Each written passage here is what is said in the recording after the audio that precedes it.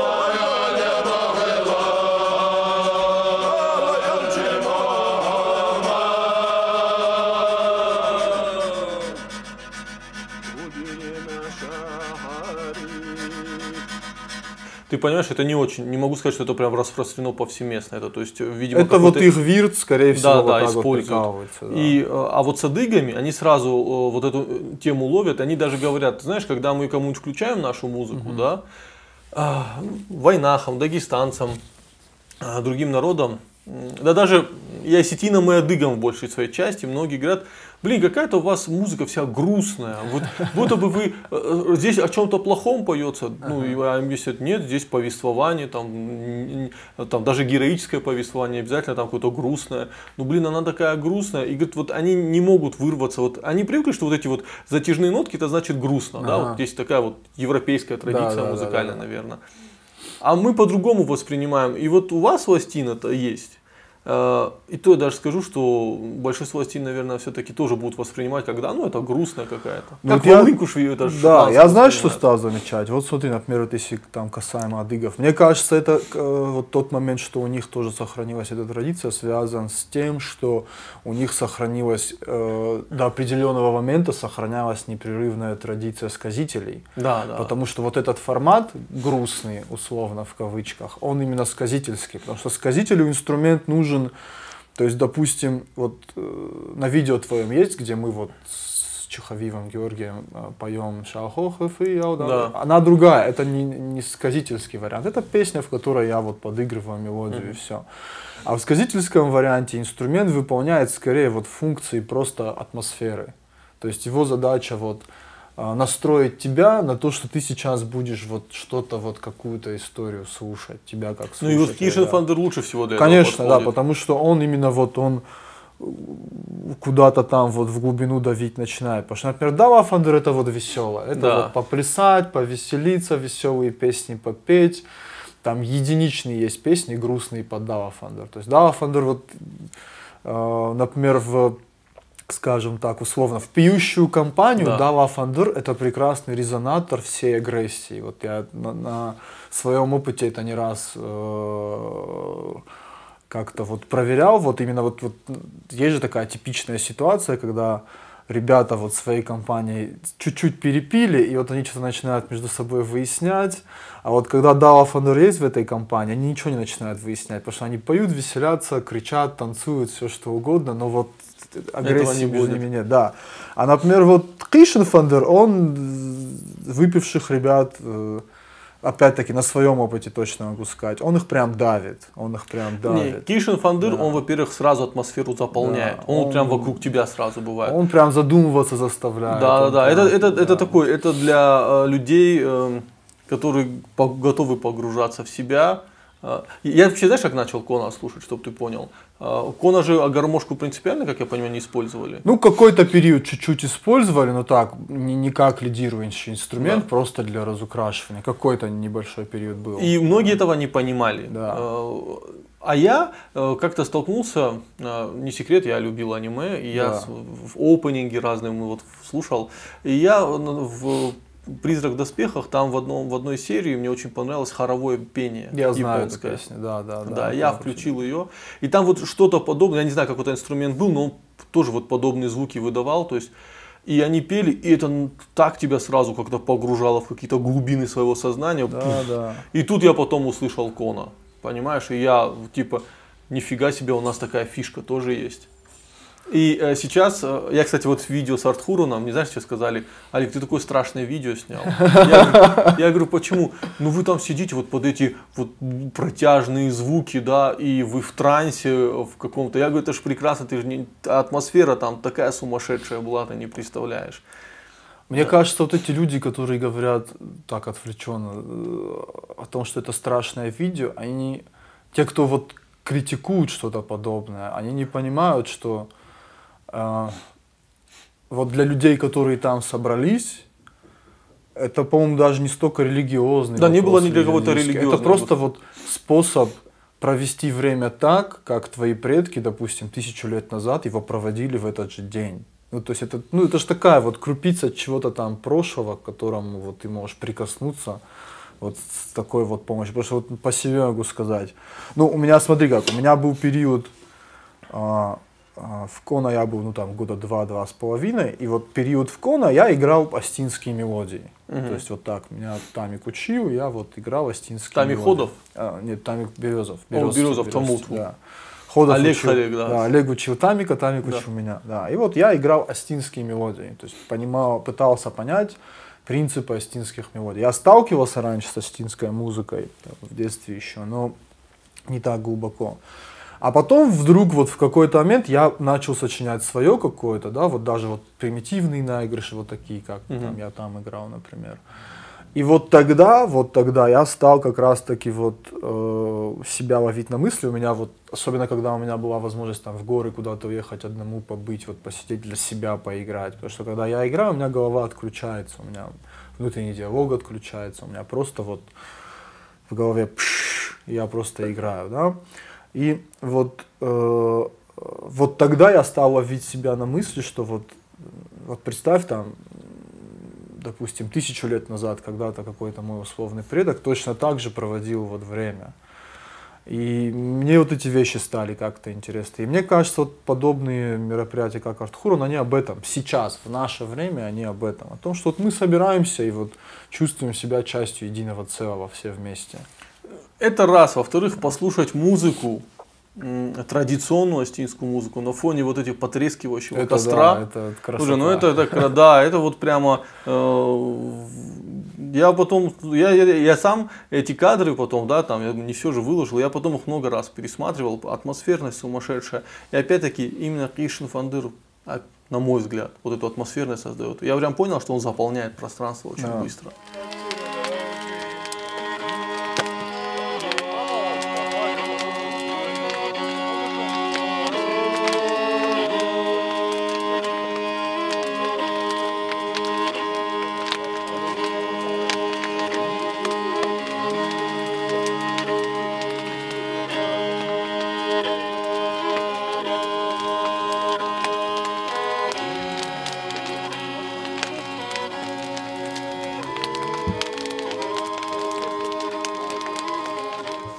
И знаешь, с чем я еще сравниваю игру на Кишин Фандыре? Помнишь, когда доктор Ватсон попал к Шерлоку Холмсу, он проснулся от, как там пишется, страшные протяжные звуки, как он издевался над скрипкой. Да. В советском фильме хорошо показали, что он не издевался над скрипкой, он просто выдавал протяжные звуки.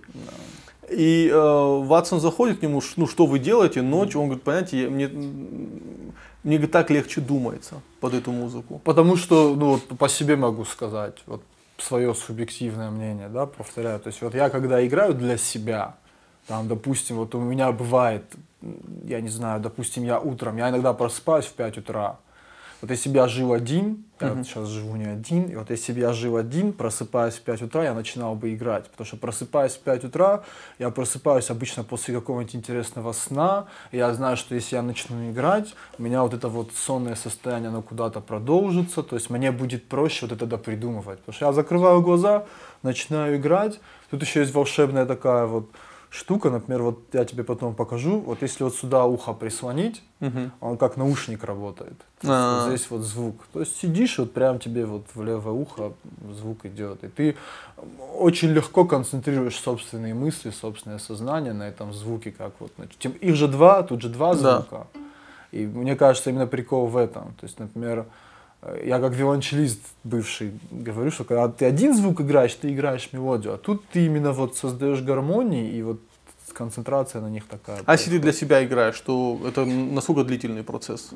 Ну, зависит от занятости, незанятости. То есть иногда, в принципе, могу сидеть и играть, и играть, и играть. То есть если мне никуда не надо, я могу сидеть и играть, и играть. Ну, час-два. Час могу играть без остановки. То есть я обычно, у меня знаешь, как бывает? То есть я что-нибудь просто играю, но у меня это складывается в мелодию, мелодия складывается в мысль, и уже ты мелодией пытаешься передать эту мысль. То есть вот я так себе как-то музыку представляю, я так на нее смотрю. То есть, ну, на мой взгляд, можно же показать что-то агрессивное, а можно, вот как ты говоришь, вот, ну, то есть вот это грустное там.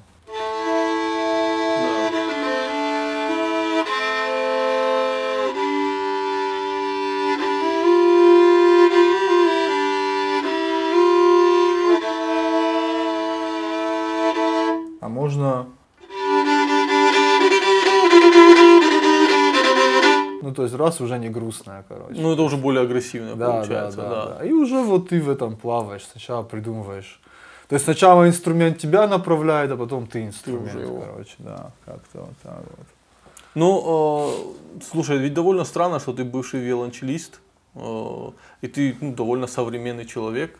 и вдруг тебя потянуло в архаику. Я очень современный человек, я вообще считаю. Мое личное мнение. Я скажу, у меня есть мысль, ну, она довольно нетривиальная, что люди, которые сейчас гонятся за традиционализмом, да, там, за почвенничеством, да, они сейчас более современные, чем нежели люди, которые гонятся за массовой культурой, гонятся за субкультурами и прочими вещами, понимаешь? Да, а можно на твой предыдущий вопрос отвечу чуть-чуть длинно? Давай. Вообще в виолончель меня привел Christian Fander, скажем так. То есть у меня, как так объяснить, сейчас тебе прям буду рассказывать свое детство. У меня мамина сторона, ну музыкальные таланты у меня с маминой стороны. У меня Маде Фед играл на балалайке, у меня Маде Фед Крангакотта. Значит, у меня Мад, она была Таутиева, и она то ли, вот, ну я врать не буду, я точно не знаю, она то ли троюродная, то ли двоюродная сестра была Таутята Дриш, был такой сказитель заманкульский. Ну, у меня, в принципе, вся моя мамина сторона заманкульская. И Мад, у меня Зангиева была. И вот это точно, это не знаю, но был еще Жанджату Пи в Заманкуле. Ну, в принципе, она заманкульская, может быть, и с той стороны каким-нибудь боком доводилась, значит. Вот ты свои корни хорошо знаешь. Я по маминой стороне знаю, вот именно Заманкуле. Я просто в детстве много времени там проводил, поэтому, да, знаю. И смотри, какая ситуация. Значит, в детстве у меня был барабан. Мне было года, ну, до школы еще, года там 3-4, у меня был барабан. И барабан скоропостижно куда-то делся, и то я об этом узнал уже вот совсем несколько лет назад, что его выкинула мама моя, потому что я очень шумный ребенок был, да. У меня был барабан, и у меня была теннисная ракетка, на которой я вот как на балалайке играл и пел. И еще у меня была книга, есть старое советское издание Остинской лирики Остахи Тагурова, зеленая такая книга, и на ней тиснением Christian Fander. Да. Вот у меня она в детстве была, меня бабуля научила читать, писать по-остински, потому что я запаривал. Она мне читала сказки, и когда она читала по-русски, у нее жуткий акцент, и я ее передразнивал, и она запарилась и решила меня научить читать самого. И вот она меня научила читать, и я читал вот Гино, Гино, Гиш, Юга, Динамиш, вот все. Кстати, я вот лирическое отступление. Я заметил в последнее время, как я иногда стараюсь правильно тагаурски иногда говорить. То есть, например, дома я говорю вот шита, жита, вот это вот все. Да. А если я где-то, вот меня прям тянет не бужник, а бузник сказать. Вот, понимаю, что вот правильно говорить вот так. И значит... Ну, у меня автоматически «з». Хотя, учитывая, что я прожил в Северной Осетии долго, у меня почему-то некоторые слова я говорю по-северянски, некоторые по-южански. Но грубый южанский мне тоже не нравится. Вот, ну, это машата, да. Вот, да, вот, не, вот эти тяжелые звуки понятно. Я сам не могу говорить. Чем? Да. Хотя, как наш товарищ Рома Хугаев говорит, что когда-то остины говорили именно так, как с жестким «ч», но при этом что-то похожее, как сейчас говорят, ксанцы. Вот так. Ну да, то есть вот такое. Ну, ладно, ушли мы на эту тему. Да. И возвращаемся к музыке. Да, и вот у меня была эта книжка в детстве. Я бабулю спрашивал, это что такое. То есть я ей показывал книгу, там нарисованную вот тиснением Christian Fander. Я спрашиваю, что это такое. Она говорит, это Christian Fander. Я говорю, я его хочу, дай мне его. И она, где я тебе его возьму? То есть, ну, там, начало 90-х, какой, там, конец 80-х, начало 90-х, какой Christian Fander. И в итоге меня, значит, это я вот, мы жили в Беслане, и меня повезли, меня сначала в Беслане сводили в музыкальную школу, то есть музыкальный ребенок туда-сюда, повезли меня в лицей. В лицей искусств в Владикавказе, в республиканском. Там детей проверяют там, определенными способами. Значит, меня послушали, есть слух, и спрашивают, что хочешь, мальчик? Я говорю, хочу барабан. Они говорят, нету барабана. Ну, тогда не было еще в лицее барабана.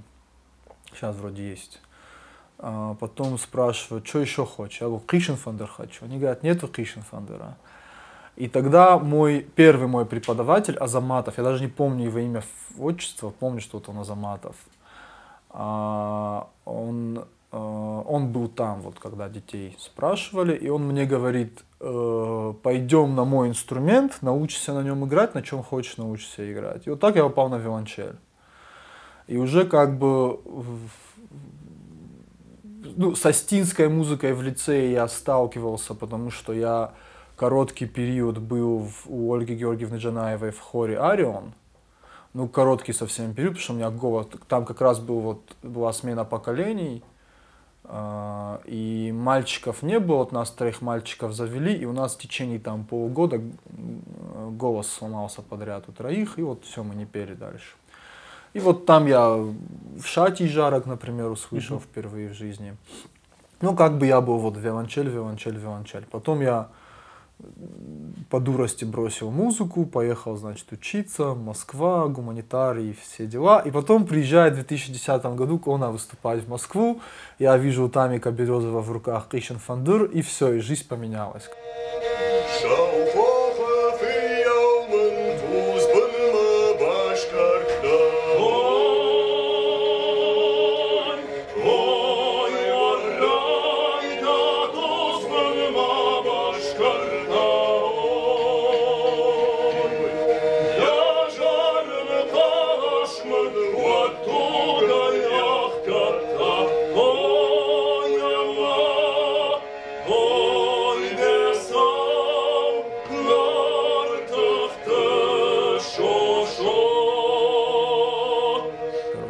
Это любовь, да? Да, и вот когда я его уже взял в руки, как бы еще где-то годика 1,5-2 я поломался, потом я приехал в Осетию, с Усманом Мауравом Рухшагу познакомился, начал играть на инструменте, и все. И вот после этого уже я приехал в Москву, уволился и приехал в Осетию. И вот как бы вот с тех пор Christian Фандур, да. Музыка не дала тебе, да, успешную московскую карьеру? Да, вот все-таки я... Ну, это знаешь вообще такой нюанс, я о нем просто...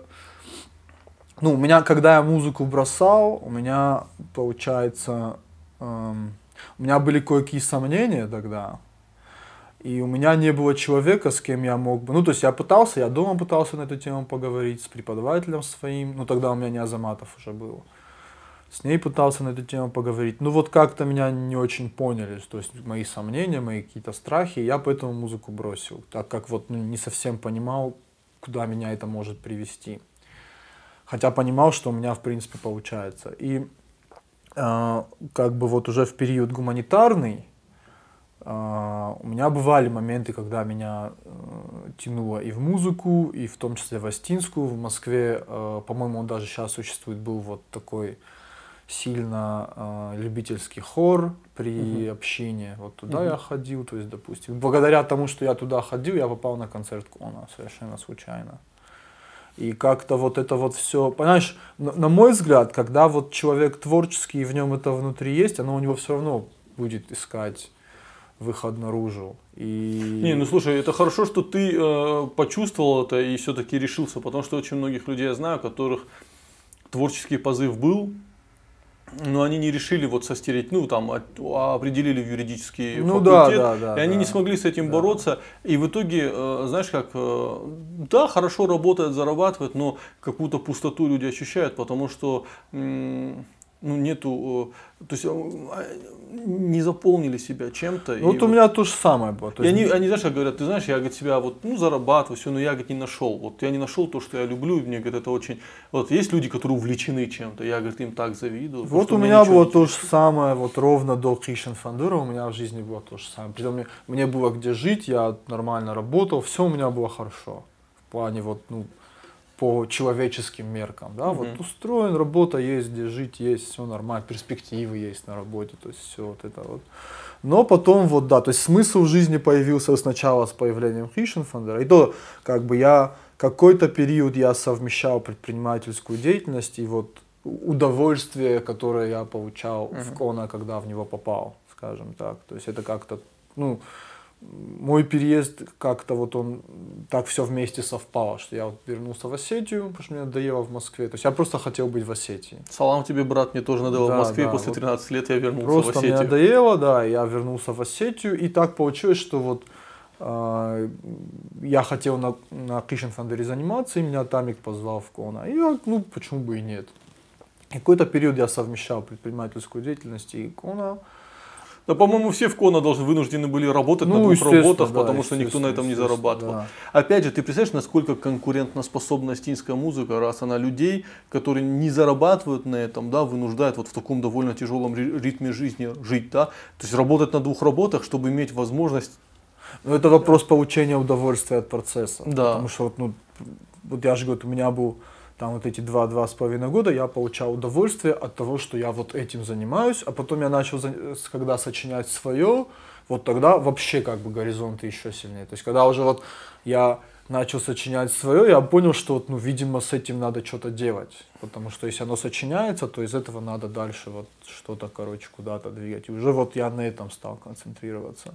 Уже вот понимание того, что вот что-то ты делаешь, что для тебя важно, и вот что после тебя какой-то след может оставить. Уже вот в эту сторону сдвинулась парадигма. Ну ты сейчас музыкальное образование решил получать опять, да? Ой, нет, я, честно говоря, чуть-чуть поучился в колледже культуры Георгиевском.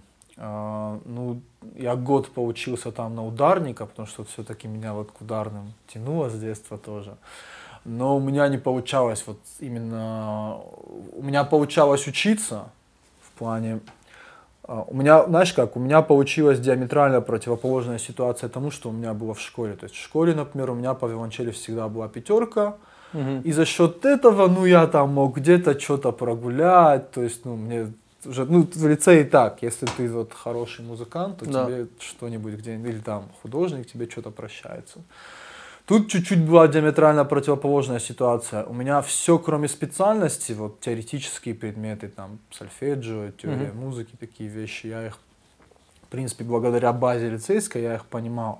Но у меня не хватало именно нормально времени, нормально заниматься на ударной установке. А на ней надо заниматься. На моем опыте ударная установка — это самое сложное в музыке, с чем я сталкивался. Там все 4 конечности работают. Физически это очень тяжело. Даже не для меня больше в голове. То есть я, например, знаешь как, вот я головой понимал, что надо сделать вот это, а руки и ноги не делали. И я вот именно из-за того, что я недостаточно занимался.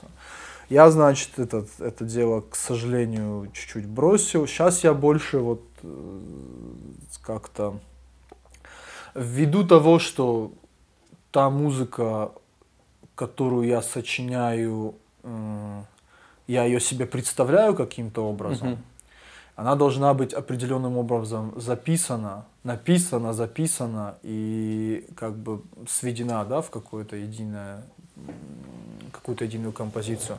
И сейчас я больше времени вот в студии как бы своего трачу, чтобы разобраться. Ну, я не очень хорош.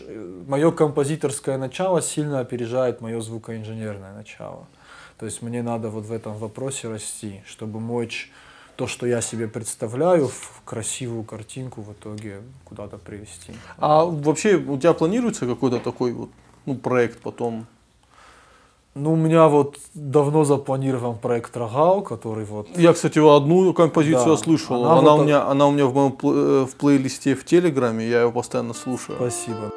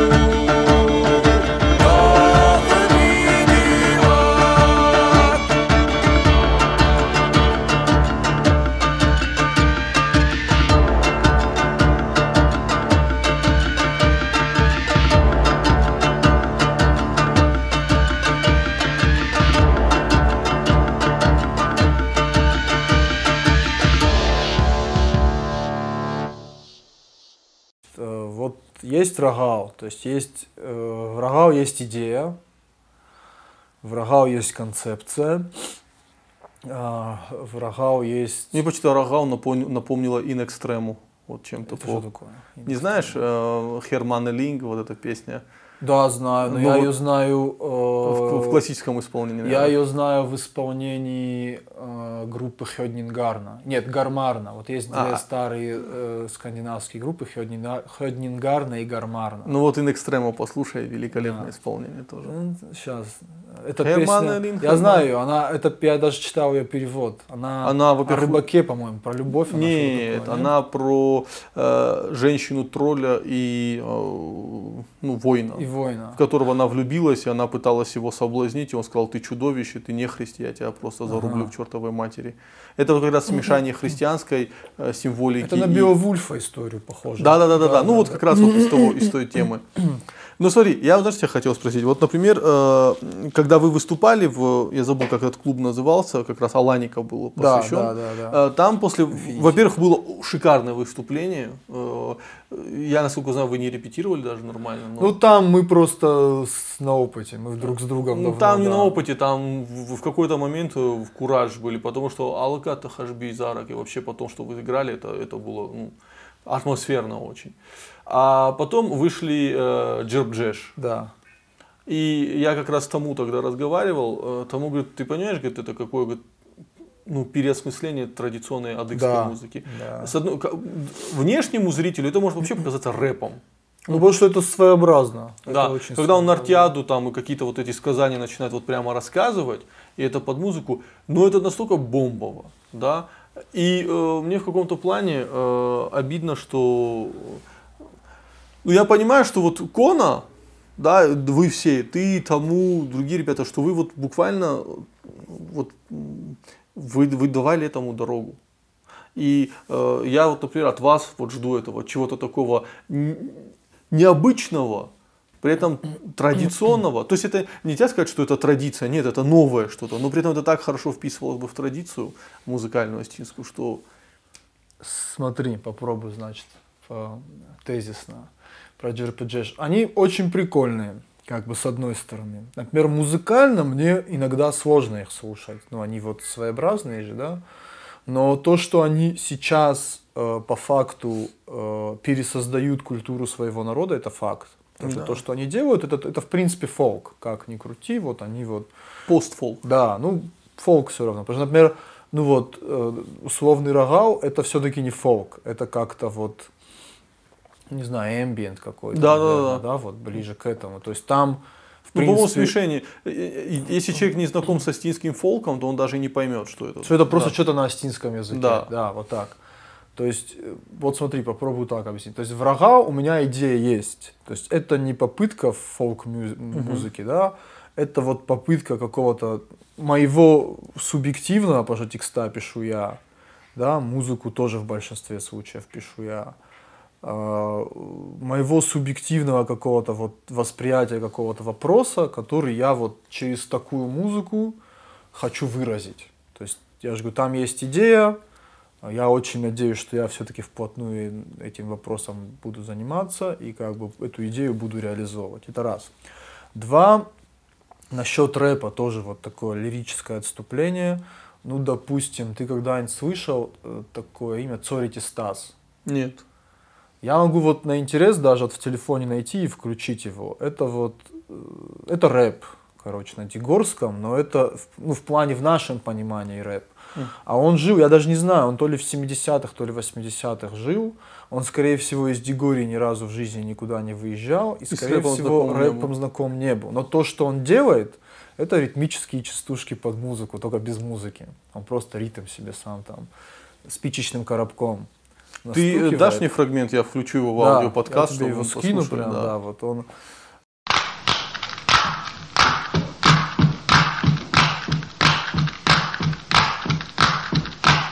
Жиндин кунават донор бада тасайган, дабун кувават фаягас не салаган, адам дин дануам ярданца, да забахой дин канзанца, адам дин дануам ярданца, да забахой дин канзанца.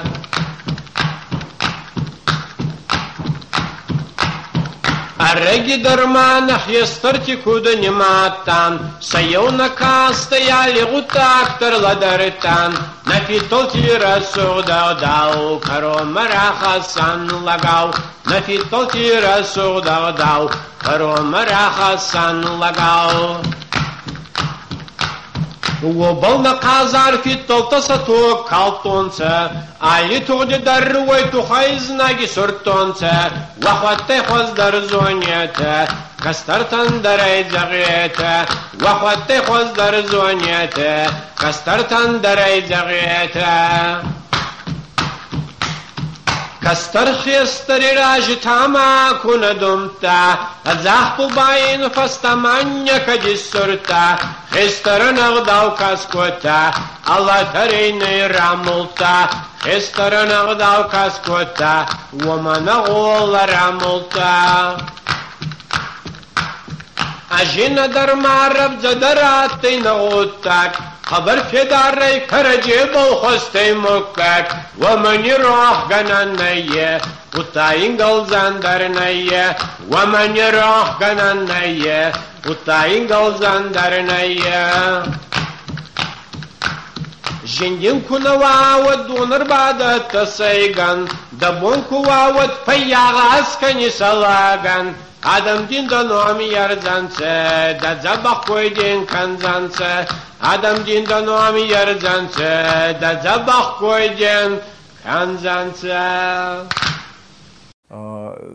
И это раз. Потом, например, допустим, как раз вот Таутят Идриш.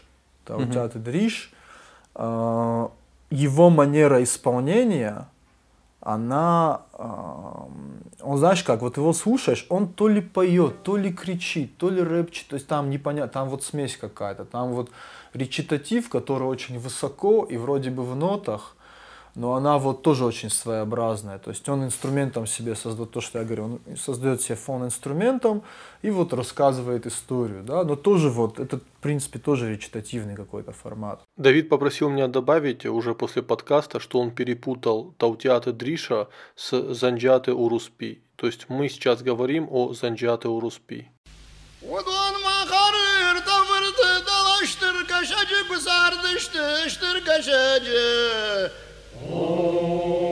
مغاز سردي راجنال اشتمرق كباونا فاقوتوي نشران سواشي ويباكا نمرو مغارر دفرد ودوان سبر سالغ قردت بشارشتوي سبر سالغ قردت شاي الشبون شورتوي وسدام وردت اما قرارشتوي انستلي الغوت كومل مغارده برده اما سنبغا باركوتوي الغد كوامل شوام كناي كجاختوي وسراندام قشادي تنجرقت وكاكا غاز بوشتتا شبرتا بوشتتا سيواتخن كنوازيو ودا سوزشتا مولدام بيردق ورختل جامان قول رختل جغه مدام ولد دراسة ونقشاد دام دنجر دودا واشت دا شبرت بيرد قوي رخت سيواتخن كنواز ونافقن بايد الدوي ما قرر دورد سوزشت مودا ورد إشلامات الفجاختوي مدام إشلامات الدراسة ونكنا يجرق إشلامات إشلام فرطر باتساخن الخدلكو أنا يا واتسنيش صدر يترودي والترودون عراش تشتق شبزوهاك والدوي وردايش لامات الودما أخشب مبون كرزي أكد خيسان والدوي أفتش غد زفاينس كشج فنداج برجون ما شعوقد أشلو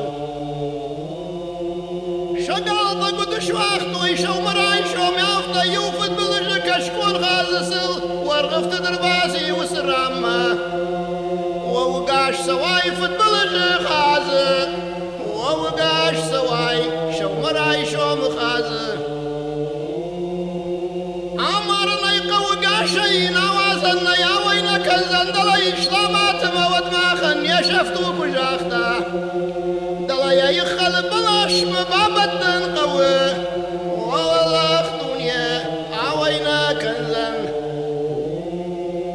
وان شجر وان مات كراسة وما كبالور وم يرتقبول جاختام يرتقبول ويخل بلاش ما كبابدن دو دي بيرخ تباخر زشته اما طريقة دو طريقة جاخته فشل مولك وقراني ما ينارد باخر كنوت كدونا ويكنزن ويتغي عرض باخر كنوت أردف شمر شماد كومك وباكاش تشته أما يمدنجر قران كراخاش توي ما يني يراج مكر ورتوي آس قراني نارد باخر جاختوي آس قراني دكو دي إسلامات ماخت خيني سجازنا يا ونقاق دنيا دام ونقاق دنيا فضل جخازة كنت ودوي لاشتا مدين ويمان اشتن جاختا آس قرآن أرد اشتن الإسلامات شماخت خيني سجازنا ونقاق باخورتا عويسا كوتا يا ودد فندق دقيبا دياك جاك وسران برجوان دل شاوق دياشتا وكرزي ما شكوختا كراتوي وده ويترق بارقاي فارشتي من خدسة في إسلاماتم أما كن قرلاشتا قوبد جاختا فديش وده فليز اسما خرر تفرت ولا كشاج فندق الشمات جرون ديما آويسا كوتا من قرد باخورتا جلقه يا ونقاق دنيا دام من قرد دنيا إسلام فرد برجوان صخبخ الفديش الشيب بدراجي بشخد سبي كشاج فنداج برجوان ما ويشعر بخير أغي جردم قادر رد لاشتا أخشاشت الوقري ماك شارغ قوبل كر ورتا راج نغوت ما غارب ورطن وياوات سنن جاختا نوياوات سننيو أشماخ فوازون ودمنن باتساخ خوديناكو فلو كراج ناخون ودمنن باتساخ شركريش راتسن مايدام من راتسن وان شجر ودماتا كراسة وبلاشا ونايما يك المرجن يك اختب ماكو يا برشتا ويا قبر ورجد الكل وديما يا قبر يكون خوشتا وم يرتقبول جاختام يرتقبول الشماخن مفل وين يشغلار كنزنا جاختان يشغلار يوده شماخ ورتا إسلامات إسلام فرد يساشكم شامر دقلشيا ويكوتا باتساخن ويداموه يراجي قوم تتارد كنكنا يراجي وقوم تتارد كنكنا إسلامات قوكته ودن مفل وين يشغلار كنزنا يا ونقاق دنيا مخاراته مخاراته ون مخارغ يشتر فرد كبازور إسلام فرد موده فديشون مشتبه فتساكر اختبار كوه ماخناش دخ زشتم خسكا كان زشتم إسلام فرد ماسكنا نديافت مي مخاراتيو كباقر اخسلاشتا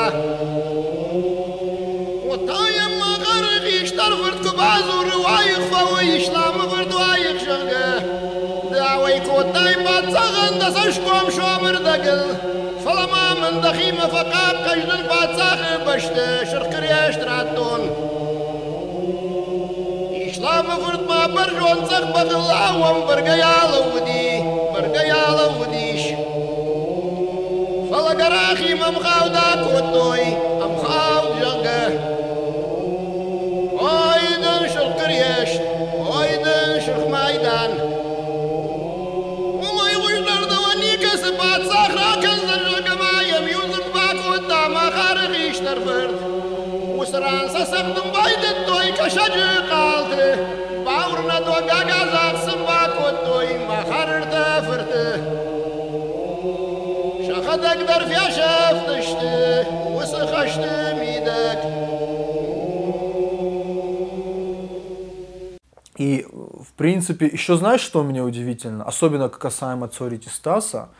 вот если его внимательно послушать, я мало знаю о его жизни, например, я практически ничего не знаю, я от одного Дигорца просто услышал это имя и поискал в интернете. Но вот то, как он, например, выделяет букву «р», когда вот он исполняет, говорит о том, что он понимает о каких-то артистических вот моментах, о том, что нужно согласные выделять. Как-то, значит, он к этому пришел, там, я не знаю, сам или подсказал ему кто-то. Теперь еще нюанс. Про именно фолк-музыку я не хочу про нее забывать, тем более она мне интересна. У нас есть идеи, допустим, вот с ансамблем Ласамонга у меня есть идея. Вот как раз надо потихоньку Чхавива Георгия я буду учить играть на кишинфандере, потому что ему надо научиться. В принципе, им надо научиться на инструментах играть, им нужно добавить инструментария в свой репертуар. И вот у нас... Ну, Дала Фандери хорошо играет. Вроде. Да, он неплохо играет, да. И у нас, значит, появилась такая идея, мы тоже, надеюсь, ее будем реализовывать, но... То есть, вот смотри, 50 лет назад или 100 лет назад, когда условный сказитель на Нахаши играл на кишинфандере и рассказывал сказание или какой-то кадаг или какую-то песню пел, историю, понимаешь, на тот момент людям, которые его слушали, им не с чем было это сравнить. Сейчас кадаг нужно как-то вот совсем слегка освежить, совсем слегка, то есть вот минимально, потому что он должен стать, вот в принципе JRPG же это делают. Переосмысление. Да. Они освежают, и то есть нужно как-то по-своему где-то на них посмотреть, где-то на кого-то посмотреть, где-то какими-то своими идеями. И тоже вот освежить этот формат, потому что, на мой взгляд, вот Рагал, он у меня этой мыслью сформировался, что нужно делать создавать контент на астинском языке, который будет интересен поколению 20-летних. Потому что поколение 20-летних это вот на гребне они вот являются вот лакмусовой бумажкой того, что сейчас прикольно, а что нет. И поколению 20-летних ему есть чем сравнить всегда. Вот. Потому что поколение 20-летних в любой момент с телефона слушает любую музыку. Поэтому и в формате кадага, и в формате астинской песни нужно что-то вот освежать, нужно что-то переосмысливать. И повторяю, вот Рагал в принципе так и родился. То есть я именно думал о том, что это должен быть прикольный формат. В принципе, даже не скрываю, где-то Вардруну подсмотрел, наслушался. Ну, Вардруна, она дала вообще, в принципе, появление такого коллектива, как Вардруна, открыла двери для таких коллективов. Потому что, на мой взгляд, даже сейчас, вот сейчас есть датско-немецкий коллектив Хайлунг. Может быть, ты слышал их? Точно не могу сказать. Ну, они такие вот, тоже вот из вот разряда похожих на Вардруну, но, на мой взгляд, они даже сейчас круче. По крайней мере, вот клип у них неимоверно крутой. У них есть очень крутой клип, 10-минутный. И их живые выступления, но они, конечно, такие прям, у них вот прям каменный век, пещера, вот такая подача. Но у них, в принципе, каждое их живое выступление, это прям вот перформанс, это прям ритуал. И они как раз таки вот Вардруна открыла дорогу вот таким коллективам именно в мейнстрим. Хотя такие коллективы были и раньше, как та же вот Хёднингарна, Гармарна, это похожие коллективы. Кстати, тому очень хорошо, когда мы подкаст на крыльях записывали, он сказал, что даже наши вот выступления на музыке, да, они, если раньше сказитель играл для людей, которые сидят рядом с ним, то сейчас он играет со сцены зрителям. Да, и это, говорит, моментально меняет вообще отношение к этой музыке, как с ней соприкасается слушатель. Да? И, то есть наша музыка, она должна так, чтобы слушатель был сопричастен, а не молчаливым зрителем. И в этом плане единственное, что можно содействовать, это вот именно создание перформансов, в которых зрители участвуют. Да, а не классическое исполнение, где вы сидите на каком-то там сцене и играете, и это абсолютно... Вот опять же, Георгия, когда слушаешь, ну вот Самонга, вот когда он рядом поет, да, это просто бомба, ты прямо вау, да. Но как только вот они на сцене четвером стоят и поют, и все, вот это как будто у тебя такая какая-то огромная стена, тебе это не так интересно, ты хочешь рядом его слушать. Да, ну вот тут еще смотри какой момент. Как раз вот в подкасте с Тамиком и Олегом был момент, когда Тамик говорил про то, что сейчас на свадьбах вот идет концерт, а раньше на свадьбах люди все участвовали в действии. Да. И ты как раз говорил о том, что я при всем желании поучаствовать не смогу. Вот я тебя поругать за это хотел, потому что надо попытаться. Вопрос именно. Вот, например, вот Артхурон, он об этом. Вот на Артхуроне мне Да. хотелось, я когда смотрел на Да. этого Стаса Хохоева, да, Влада. Хатр Влад, Влада Хохоева, вот там есть кадры прямо, да, Да. я их покажу, где он в транс входит реально.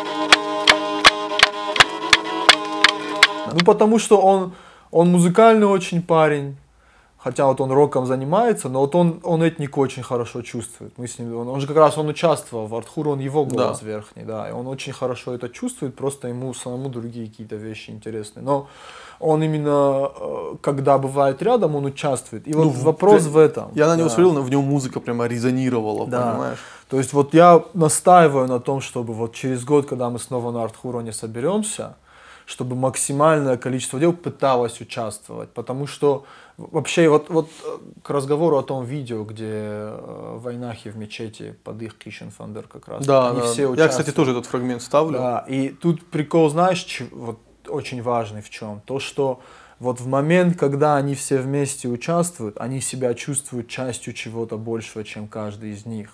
И вот они сидят все вместе в определенном ритуале участвуют, а потом на следующий день они вместе делают бизнес, они женят детей своих друг на друге. То есть и вот ощущение сопричастности к чему-то большему, чем каждый из них, да, оно вот им помогает вот в остальных всех жизненных вопросах. А у нас мы, извини, мы же вот очень индивидуалистические такие. Осетины вот ребята. крайне индивидуалистический Но при этом народ. наша музыка, она абсолютно не индивидуалистичная. Она абсолютно вот наша, вот какой бы ни был великолепный солист, какой бы он ни был потрясающий Он не солист, решает. он без хорнистов никогда ничего не решит. Что бы он там ни пел, как бы он ни пел.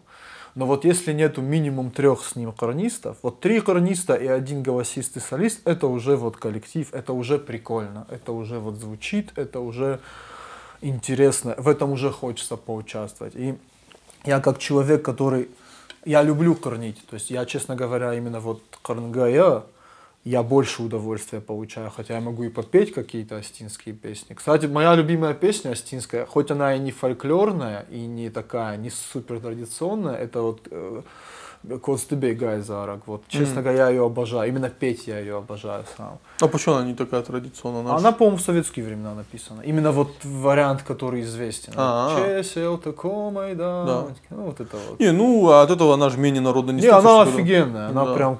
Я большое удовольствие получаю, когда я ее сам пою. Вот Слушай, вот. я был бы безумно рад, если бы по каким-то событиям, которые происходили в Осетии, сейчас бы создавались вот именно такого рода сказания, да, песни. Ну, видишь, тут есть, сейчас нас чуть унесет. Сейчас я договорю Да. свою мысль. И вот смотри, и прикол в том, что вот когда мы вместе время проводим на условном Артхуроне, вот мы должны вот так это вместе время проводить, чтобы, потому что наша культура, она именно, чтобы я перестал давать тебе концерт, ты должен быть вовлечен вот в это действие. И ты себя почувствуешь, бог с ним, ты будешь не попадать там или еще что-то, но пытаться. Но я был вовлечен. Я вас снимал Согласен, на камеру. не, вопрос Я в основной. какой-то момент понял, что я когда вас снимал, сначала на меня люди смотрели, ну я ж ходил прямо конкретно, а в какой-то момент я исчез. Вот я понял, что я в глазах людей пропал. Расслабились, Да, я в невидимку превратился. Я прям подходил с камерой близко, там что-то делал, меня никто не видел. И это такой вот, ну, бомбовое ощущение было. Плюс еще знаешь какой момент? Я думаю, мы это еще обсудим, вопрос популяризации инструмента. Очень, вот у меня есть живой пример человека, которому, например, очень хотелось хорнить, и у него это не очень получалось. И он начал учиться на Кишин Фандыре играть. И через год, когда мы увиделись, у него хорнить получалось лучше. То есть это вопрос пробы. Давай для тех, кто не в курсе, объясни, что такое корнить. Чтобы... Корнак это вот когда, например, солист поет «Чесел комой дам», и тут вступает корнак. Это по-русски называется бурдон, по-моему. Вот это вот музыкально. Ну, бас. То есть вот коллективный бас. То есть коллективное, сознательное и бессознательное вместе начинает поддерживать одного солиста-певца. И когда, я же говорю, это минимум 3 человека надо, чтобы это вот, ну, ты прям чувствуешь вот в районе связок, ты резонанс физически начинаешь ощущать. Вот когда с тобой рядом ребята в эту одну ноту попадают, то вот это складывается, это ощущение. Причем это можно же и даже физикой объяснить, потому что ну, мозг это же электромагнитные импульсы, ноты это тоже определенные там колебания, да, и у тебя получается и мозг, и связки твои в одном направлении начинают одну и ту же мысль посылать из тебя наружу в мир. И тут ты не один, а таких вот, не знаю, 20 человек, допустим, да, и вы все, получается, одну и ту же информацию из себя все вместе наружу излагаете. И вот это физически ощущается, это в груди ощущается физически, это вот в районе связок физически ты это начинаешь ощущать, это резонанс называется. И это невероятное ощущение. Это ощущение, в котором, как правильно сказать, вот культурно я себя чувствую астином вот в этот момент. Не в тот момент, когда я говорю по-астински с бабулей дома. Ну, видишь, тут еще насчет говорю по-астински, так как для меня это никогда не было проблемой. Для тебя нету в этом что-то выдающегося. Да. Но вот когда я делаю вот это, я себя чувствую астином, частью чего-то большего. Когда я играю на кишинфандере, когда я думаю по-астински. Вот. Потому что именно думать по-астински мне сложно. Ввиду 10 лет в Москве я перестал легко переключаться на мыслительный процесс на астинском языке. И вот в моменты, когда я пою астинские песни, или играю что-то астинское, или вот подпеваю конгаканан, вот в эти моменты я себя астином ощущаю, потому что моя мысль начинает по-астински строиться. Вот я, кстати, поэтому люблю в Цхинвал ездить. Потому что максимум сутки в Цхинвале у меня переключаются мозги. Ну, даже у меня, человека, который нормально по-астински стал говорить, более-менее в Москве, потому что в Москве ты тут вдруг понимаешь, что ты не такой, и ты другой, и тебе надо со своей общностью как-то взаимодействовать. Но думаю я по-русски. И когда я говорю по-астински, я перевожу, на самом деле я не говорю по-астински, я просто перевожу русские предложения астинскими словами. Это неправильно на самом деле, потому что я, опять же, многие, скажем, инструменты астинского языка просто не использую. Да. Вот, да. Потому что там есть такие инструменты, которые в русском есть, в английском есть, а в русском нет. А в Цхинвал приезжаешь, и там тебя моментально начинают ломать сильно. И в какие-то моменты ты в голове у тебя начинаешь по-астински думать. Я тоже в Цхинвале замечал тут как вот странный эффект такой. Причем я друзьям своим всегда говорю, не говорите со мной по-русски. Я к вам приехал один, а вас много, а вы под меня подстраиваетесь. Почему? Так не должно быть. Вот это этикет еще. Этикет влияет, да. Это у них еще вот этот, у них же все равно восприятие, у большинства южан восприятие о северянах, оно такое, как о сильно русифицированных. Да, тем более владикавказянах, да, это вообще типа... Уже, я люблю это ломать, вот это их представление. Да, типа, это владикавказские, которые... Ну, даже не тюсарт, а вот эти владикавказские, это вообще как бы считается, вот, ну, Владикавказ, это выехать вот в город греха, там, вообще вот там, где, ну, вот там погрешить и вернуться. Да, там где-то, там, да, потому что Цхинвал, то, понимаешь. Так, что-то ты меня еще спросил, я сказал, вернусь к этой теме. Я уже так сам отвлекся от этого, да. Мы говорили. Я хочу попросить тебя, вот, чтобы почувствовали те, кто слушают, да, сыграть на кишинфандере, но опять-таки я хочу, чтобы ты сыграл не то, что нравится зрителям, слушателям, да, а что нравится тебе. Если это астинский хардкор, то пусть это будет астинский хардкор. Ну вот смотри, давай предысторию чуть-чуть скажу. Я как раз думал об этом. Как раз вот на Артхуроне, вот смотри, песня у проекта Рогал выпущена в свет одна песня, она называется Артхурон. Она называется Артхурон, потому что текст к этой песне я написал вот как раз в эти дни, ну не в этом году, а вот года 2 назад, по-моему, это было. То есть эта песня вообще изначально, она и песней не планировалась. Это изначально была идея... Есть такая девочка Фатима Дузиева, она занималась боями без правил, сейчас боксом занимается. Да, и вот была идея ей написать песню на выход, музыку. И вот в процессе написания я долго с этим всем мучился, по-моему, полгода на нас ушло на все, потому что у нас не было ни опыта записи, ни опыта вот какого-то. То есть представление было приблизительно, что это должно быть, но не было опыта. И когда она была более-менее написана, вот она, в принципе, меня на тот момент устраивала, и там была просто вот мелодия пения. Вот это. И в один день вот меня стукнуло что-то, и я очень захотел, чтобы там был текст. И впервые в жизни я написал стихи. Вот как раз это вот. И поэтому я ее назвал Артхурон. После этого, в процессе, пока эта песня писалась, родилось название Рагау, идея, вот какую я бы хотел через него... Рахова. Да. Родилась эта идея, родилась идея вот того, что я хочу через этот проект как бы вот там сказать, передать. И мы, в принципе, специально, когда в интернет выкладывали трек, мы его назвали Short Demo Version, потому что он не такой, каким бы мы его хотели видеть в конце. И он немножечко не по-астински музыкально звучит там в некоторых моментах. И как раз вот когда мы были на Артхуроне вот несколько дней назад, неделю назад, у меня вот досочинялось как раз-таки вот то, что мне не хватало, чтобы он по-астински зазвучал. И в принципе давай я вот такой аутентичный вариант попробую сыграть. Ну совсем чуть-чуть, вот кусочек.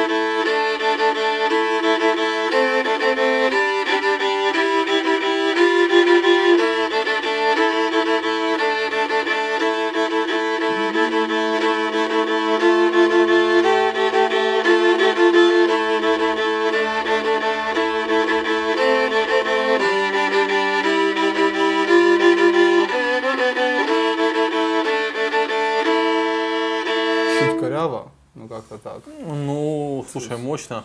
И, опять же, обращаясь к словам, да, все-таки, ну, вот на Fidel Tetug, все равно, когда ты говоришь по-астински, хочешь не хочешь, ты обращаешься к каким-то фундаментальным, знаешь, таким вещам, да, там, субстанциям. Знаешь, как скажу? Вот смотри, я неопытный поэт, но я вот заметил, что, ну, знаешь как, вот, например, вот это как-то вот, ну, у меня не получается контролировать то, что я пишу. То есть вот я что-то пишу, и потом обычно это бывает, или я диктофон включаю и напеваю, и пытаюсь какие-то слова, потому что, ну, мне сложно писать стихи. Мне легко написать мелодию, то есть которая вот по мелодии слышно, вот, что она с собой несет, да, какую-то вот посыл. И потом в эту мелодию я уже пытаюсь слова вставить.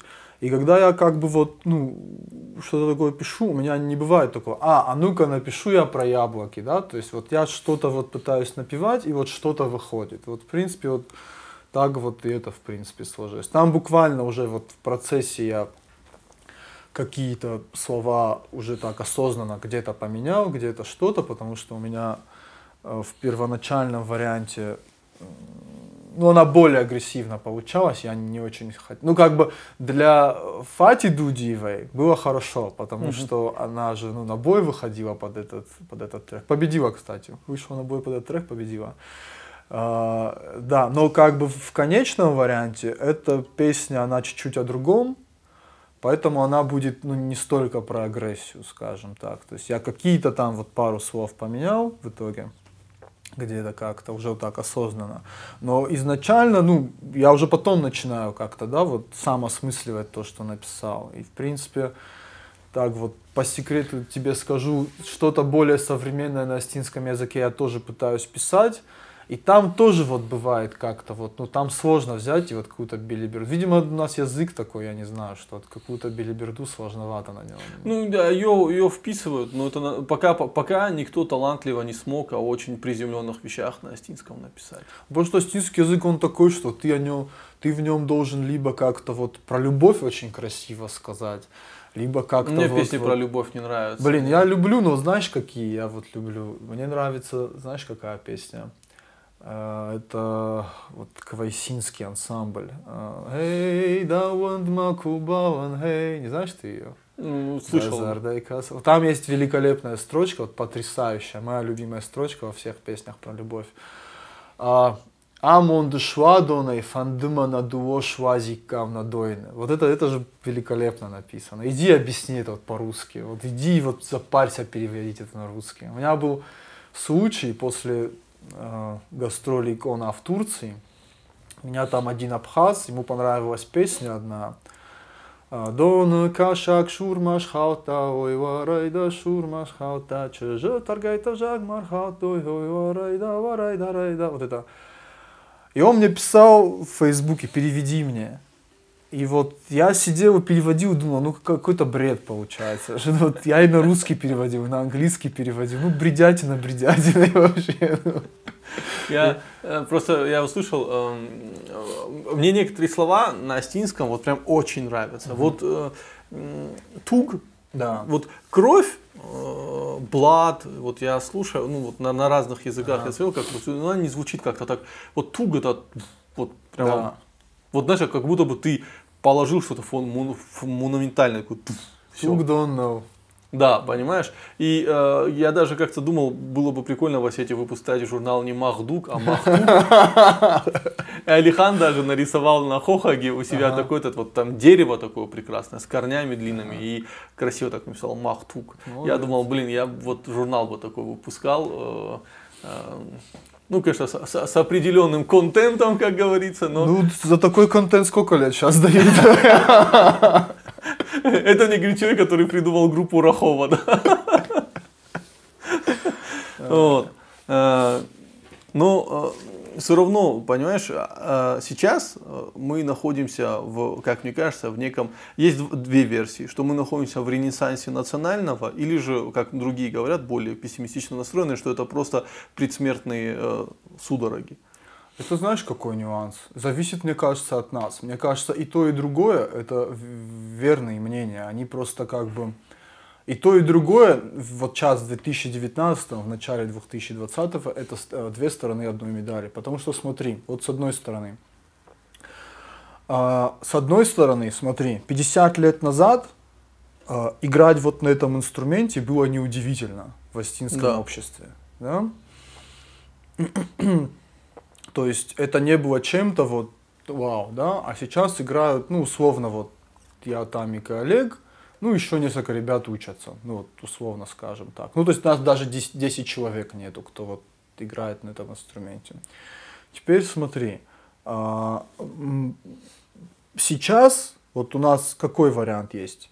Либо собраться с силами, разобраться в том, что это очень крутой инструмент, не пытаться в нем копировать скрипку, понять, что его, вот, ну, его миссия чуть-чуть в другом, и попытаться его развить и вот в какое-то направление. То есть, чтобы вот после, условно, меня, Тамика и Олега этот инструмент куда-то развился, игра на нем куда-то развилась, чтобы он дальше мог эволюционировать. Как в свое время пандур эволюционировал. Вот, то есть, вот пандур сейчас, это, я думаю, многие видели, как вот грузины играют на пандуре. Да. Они прекрасно на нем играют, объективно. То есть, а у нас Дава Фандыр, благодаря некоторым нашим культурным людям, скажем так, из прошлых поколений, у нас Дава Фандыр в нашей вот современной условно-оркестровой музыке астинской, он стал инструментом, обслуживающим гармошку. Потому что, когда появилась гармошка, нужен был инструмент, который за гармошкой будет слышно. Поэтому сделали Дава Фандыр писклявый такой. У него ноты такие вот. Ну, то есть струны такие, строй такой, что он именно на верхах, он писклявый, потому что только в таком варианте его будет слышно за гармошкой. То же самое, например, с доули, с условным. То есть пластик на доули появился, потому что кожаный доули звучит ниже, и его за гармошкой слышно хуже, потому что гармошка очень громкий инструмент, у него очень широкий диапазон частот. А высокий доули, как бы, ну, пластиковый. Да, ну да, да, он на верхах, и его слышно хорошо. И как бы вот, ну, условно, у грузин доули стал исполнять эту функцию. У нас Дава Фандыр стал исполнять эту функцию. Хотя Дава Фандыр в каком-то смысле ритмический инструмент.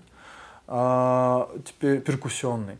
И смотри, при том, что у нас Дава Фандыр сам по себе исторически, это инструмент сказителей, это инструмент, которым очень удобно себе подыгрывать, когда ты поешь. Это в каком-то смысле наш укулеле. Вот в каком-то смысле Дава Фандыр это вот наш астинский укулеле. Потому что я, например, пробовал укулелешным боем играть на Дава Фандыре, у меня получалось. То есть получался какой-то такой астинский регги. И сейчас получается, смотри как. То есть либо мы вот будем стараться, я имею в виду творческие люди, музыканты, будем стараться развивать инструмент, ввести его в какое-то светлое будущее. То есть так не будет что-то. Если мы ничего не будем делать, естественно, ничего не будет происходить, и инструмент как бы вымрет или что-то такое с ним будет. Если мы что-то будем делать, вот даже на моем примере моей вот недолгой работы в лицее с детьми, вот у меня есть 9-летний ребенок, мальчик, виолончелист, которого я начал учить на Кришн Фандыре, который своей маме говорит: я на виолончели играть не хочу, я хочу играть на Кришн Фандыре. Но Кришн Фандыра нету как основной дисциплины в лицее, нету на бумаге специальность Кришн Фандыр, понимаешь? То есть должно время пройти, и оно появится. А для этого нужно какой-то вот методом пробы ошибок какой-то период. Ну, еще такой момент. Гармошка, да, она во многих домах как, ну вот, не музыкальный, просто люди как бы подыграть. Да. То есть она в народе, все там, у дома у каждого есть гармошка, там в селе у кого-нибудь кто там, и он, там может чуть поиграть. Кришн Фандыр, его как бы нет. Уже нет. Уже нет. Сейчас мы над этим работаем, как бы у нас сейчас в Южной Осетии, в Цхинвале мы над этим работаем, над созданием мастерской. Но тут такой, знаешь, тонкий момент. Еще сейчас у нас 19-й год. По-моему, в 16-м году. Короче, в 16-м году один парень, Алан Гагоев его зовут, он мой ученик, можно сказать, я его на Кришн Фандыре учил, там на Дава Фандыре. Он за 2 дня до его отъезда на Тавриду, я был в Южной Осетии, вот мы сидели втроем, я, он, еще один Гагоев парень.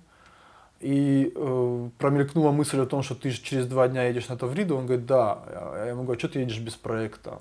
И он говорит: ну вот как-то так. Ну, Южная Осетия, их в принципе просто отправляют, да? Просто вот развлекают аборигенов отправлением на форумы. И мы ему за ночь написали проект. Он привез 500 тысяч с Тавриды. И они с тех пор лежат у него на счету, потому что Цхинвал, вот только-только недавно, летом, по-моему, это было, чтобы вот не соврать. По-моему, это было летом или даже весной. Цхинвал его наконец-то обеспечил помещением. То есть вот столько времени мы этот вопрос как-то вот не могли решить. Цхинвал его обеспечил помещением по-моему, это 2-я школа, если я не ошибаюсь. Вот где Аллея улица. Там за ним очень прикольные помещения, но там договоренность была такая, что там сделают крышу и окна. Ну, абсолютно порталовская, короче, история, ну, в плане вот ситуации. И вот несколько месяцев мэр и первый зам мэра друг на друга перекидывают вопрос ответственности ремонта крыши и окон. А деньги... как она там называлась, Министерство Росмолодежь требует с Гогоева отчетности. Уже как бы год он им торчит отчет на тему того, куда деньги делись. А деньги вот лежат. Ну не, часть он потратил, он купил эти станки. Кое-какие станки уже купили. Это раз. Значит, здесь, в Северной Осетии, сейчас, наконец-то, есть такой парень, Демеев Заур его зовут, он из Тарского, его Суслан учил делать инструменты. Вот у Геора Чхавиева один из его первых инструментов как раз. Да, он делает очень прикольные инструменты на мой вкус. На мой субъективный вкус он делает очень прикольные инструменты. И сейчас, наконец-то, в Тарском он снова начал работать. Ему в школе там тоже выделили помещение. Он уже там детей учит. И вот сейчас я... Про него надо сюжет снять. Про него надо сюжет снять. Про него Иристон ТВ недавно сюжет снял. Да? Да. Ну, даже не про него, а именно про его вот деятельность, как вот учителя вырезать инструменты. Вот так. То есть тут больше надо... Сейчас смотри, какой нюанс. Сейчас он наконец-то начал, вроде что-то он делает. Он как раз, как только у ребят в Цхинвале все будет готово, он поедет их учить. То есть как с деревом работать. Не, я хотел бы к нему в Тарское съездить и посмотреть, как Давай он детей после учит. Нового года съездим, потому что я Всё, завтра улетаю в Москву, вернусь и съездим. Он как раз Гогоев был недавно в Москве, Алан привез, вот у нас есть одна идея, сейчас пока не будем раскрывать заранее идеи. Мы кое-какой материал нашли, который, как мне кажется, мог бы как раз таки в Кишинфандыре прижиться. То есть вот смотри, мой инструмент сейчас, он полностью сделан из дерева, на нем скрипичные струны. Кишинфандыр называется Кишинфандыр, потому что киш — это волос из хвоста коня. То есть вот, например, вот здесь на смычке у меня такой волос. Струны раньше тоже делали из этого волоса. Иногда струны делали, ну они вообще называются жильные по-русски. По-русски эти струны называются жильные. Но на самом деле они делаются не из жилы, они делаются из бараньих кишок, правильно обработанных. Ну, почему-то они вот называются жильные, но вот, например, по-английски они называются gut strings. Gut — это, по-моему, как раз кишки. У них своеобразный звук. Как бы. И верхняя дека делалась, она была кожаная, либо она была из мочевого пузыря животного. Но вообще недавно я встретил мнение, я не в книге это нашел, то есть это не научно, это вот просто один из людей, который делает доули, он сказал, что из плаценты коровьей, честно говоря, то есть вот когда выкидыш происходит у коровы, и вот из плаценты Какая натуралистичная жесть. Да, из плаценты коровьей прекрасный, волос не трогай, да.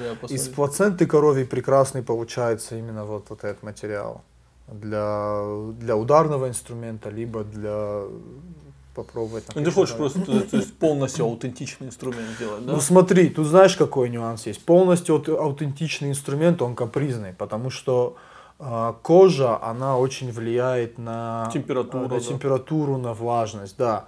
То есть, я думаю, и струны тоже будут сильнее. Конечно, да, но есть, я вроде бы нашел материалы, которые могут, то есть смотри, вот сейчас, вот смотри, это все равно скрипичный звук, как ни крути. То есть в нем на данный момент прелесть именно в том, что я по двум нотам сразу играю, по двум струнам сразу играю, то есть я именно создаю вот это вот ощущение. Но волосяные струны звучат по-другому, вот у Тамика есть такой инструмент, он звучит по-другому, в нем свои приколюхи есть. Как звучат вот эти gut strings, которые жильные.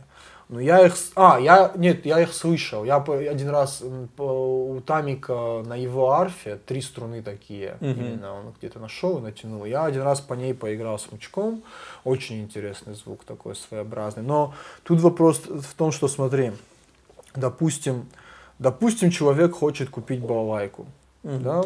Он приличную балалайку купит за 7-8 тысяч рублей. Ну, да. Она будет с чехлом, скорее всего, еще даже. Я вот хотел спросить про экономику, да, какие. Теперь смотри, на данный момент произвести Dawa Fandыр, ну, чтобы мастер остался хотя бы не в минусе, ну, условно, ему что же жить на что-то надо, это где-то 15 тысяч рублей. да, при том, что на данный момент у балалайки есть стандарт, соответственно, если есть стандарт, есть возможность писать методические пособия, какие-то вот стандартные ноты, аккорды, как на гитару, допустим, да.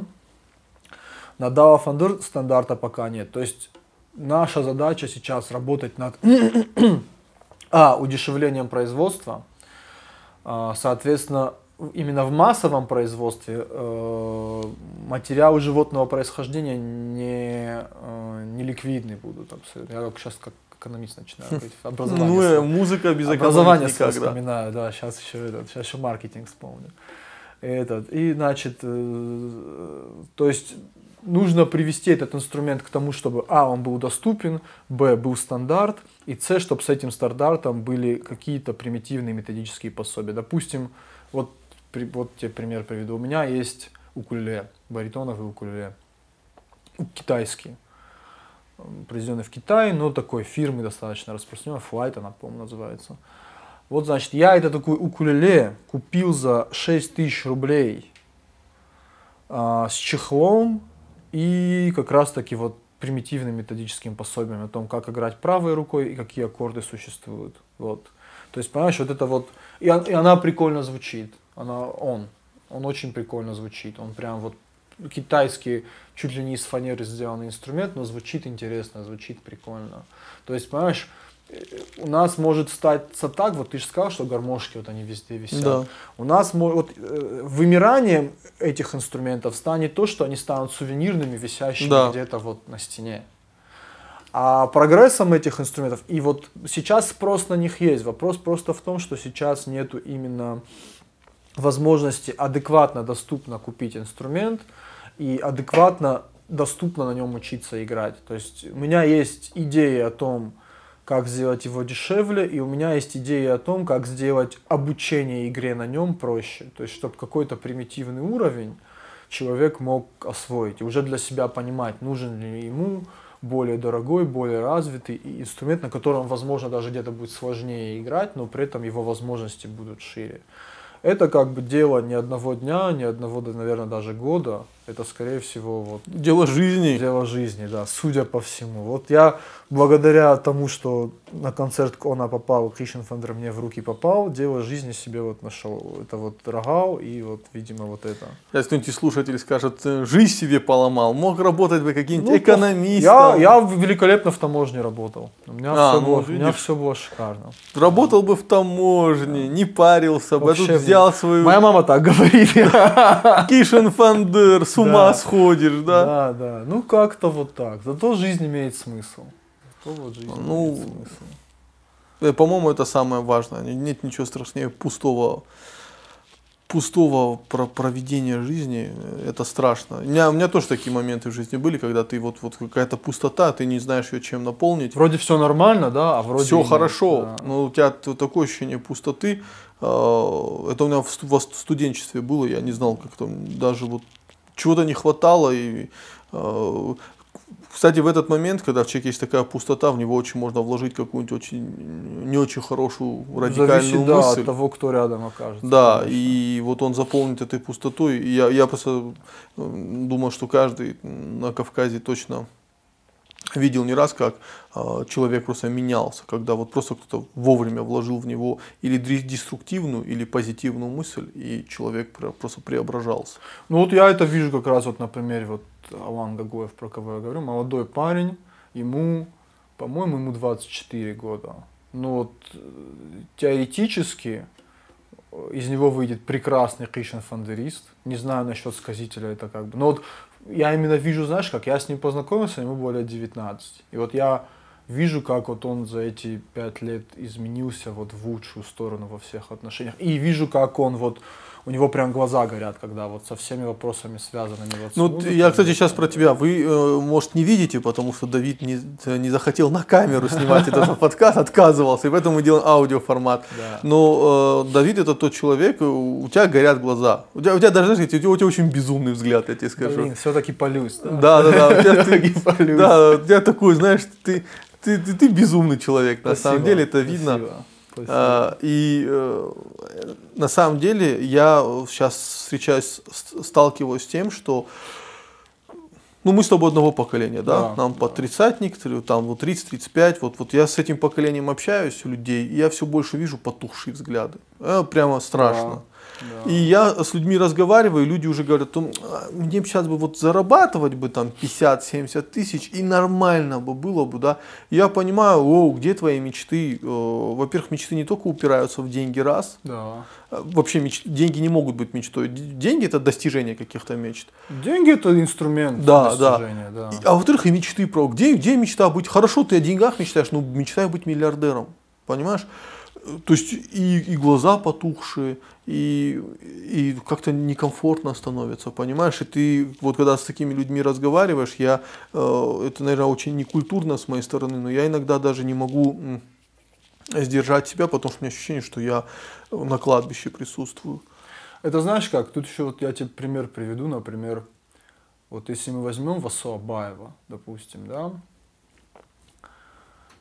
Ну, почему я вот этот пример хочу привести? Например, смотри, у нас есть много людей сильно старше нас с тобой в Осетии, с горящими глазами, но несущими такую пургу постоянно, вот, ну, бред бредский, да? Да. И, например, когда я вижу, ну, скажем так, людей, которые бьют себя в грудь вот за Осетию, допустим, сильно старше меня, и при этом я вижу, как они с кучей орфографических ошибок в Фейсбуке пишут о том, что Васу Абаев, ну вот, был неправ. Ну, вот, я с этого просто угораю. Да, то есть человек с кучей орфографических ошибок в 2 словах пишет о том, что вот я очень люблю Васу Абаева, но он был неправ. Это, короче, вот Асарийская, и вот начинается. Я вот постоянно вот с этим история, сталкиваюсь. Да.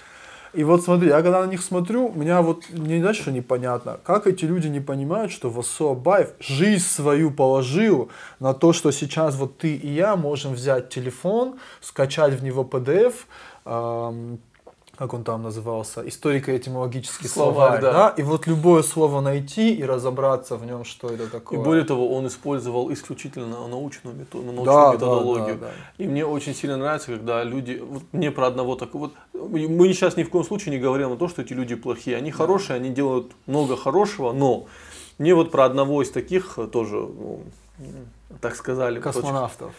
Не космонавт, он большой вклад в Осетию вносит, но про него вот так сказали. Ты знаешь, Алик, я, говорит, вижу этого человека, я понял, что он горит Остинским. Он этим горит. Он хочет что-то создавать. И он создает, безусловно. Но, ты знаешь, он, говорит, никогда не будет полноценно принят, потому что у него нет нормального образования. И я вот это прям, знаешь, как обрезало так.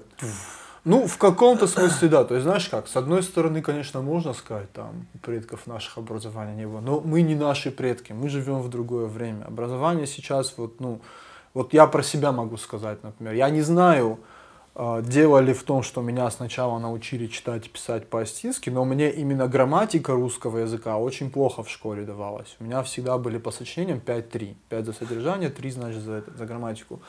И когда я поступил уже в Москву, я вот в какой-то момент, мне было там лет 17-18, я вот понял, что вот писать неграмотно стыдно. Вот до меня это дошло в какой-то момент. И, ну, это такой был период зарождения интернета, там, начало 2000-х, не как сейчас, да, было. И я помню, что я, знаешь, что стал делать? Я стал смотреть, как Word исправляет мои ошибки. И вот так я научился грамотно писать по-русски. Вот для меня это был какой-то момент, мне еще тетя один раз моя это сказала, то есть я стал читать больше именно книжек, и вот я стал именно смотреть, как Word исправляет мои ошибки, где я вот, причем есть вещи, которые я, например, не понимаю, почему они пишутся так, но вот я понимаю, что вот так надо написать, каким-то вот образом, да, там, эмпирическим или вот на опыте на своем, там. И вот, например, вот у меня даже, знаешь, что бывает? Я в какой-то момент помню, когда вот я этот вопрос проработал в течение нескольких лет, стал грамотно читать, и я как-то, это вот, по-моему, конец студенчества моего были, я уже закончил институт, я не помню. Но я помню, вот у меня был момент, я где-то там с девочкой познакомился, я с ней переписывался, и она мне что-то написала с ошибками, несколько сообщений подряд. Я перестал с ней переписываться. То есть вот Граммарнази. Ну вот да, то есть в какой-то момент для меня это стало значимым. То есть изложение, грамотное изложение своих мыслей на русском языке. Я, к сожалению, не могу так излагать свои мысли на остинском языке, как я их могу излагать на русском. Я, наверное, даже по-английски лучше свои мысли излагаю, чем по-остински. И это мое личное упущение. Я, кстати, себе вот поставил цель на следующий год прямо Баева начать читать активно. Прям активно, чтобы вот... Я сейчас читаю Гадиата Сика на астинском, чтобы научиться говорить, но там большая проблема. Я понял, что я очень плохо понимаю описательный словарь, то есть прилагательные. Да, прилагательные это вообще... Я их не знаю вообще. Особенно учитывая, что астинские прилагательные это отдельный какой-то такой... Да. Можно сказать условно царгасау. Да, вот аки орел, короче, да, вот, ну, но в этом царгасау, в нем же может быть, что царгасау гаская, например, да, или царгасау ртахкая, то есть вот это вот по-астински, оно очень складывается по-разному всегда. Но это тебе большой плюс, что зардуат. Не, я просто, знаешь, как, во-первых, у меня маленький словарь, структуру языка я понимаю, я могу, бытовой астинский у меня есть, я могу говорить там, пойдем, что, вот как-то вот такие вещи. И я стал читать Гадиата Сика на астинском и на русском. И я просто, ну, тут, вот на осетинском один рассказ занимает 3 страницы, на русском он занимает полстраницы. Ну да. Я просто понимаю, воу, ребята, вы куда столько отрезали, понимаешь?